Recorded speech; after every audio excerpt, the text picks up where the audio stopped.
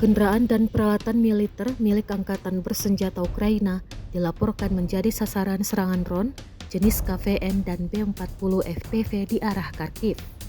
Serangan tersebut menghantam sejumlah kendaraan militer, baik yang sedang bergerak maupun yang diparkir. Rekaman detik-detik serangan tersebut diunggah di platform Telegram Sabtu 5 Juli 2025, memperlihatkan presisi drone dalam menghantam target satu persatu. Belum ada informasi resmi mengenai jumlah korban atau kerusakan yang ditimbulkan akibat serangan ini. Namun, penggunaan drone FPV dalam konflik ini menunjukkan eskalasi lanjutan dalam taktik tempur modern di wilayah tersebut. Pihak berwenang Ukraina belum memberikan komentar terkait insiden ini.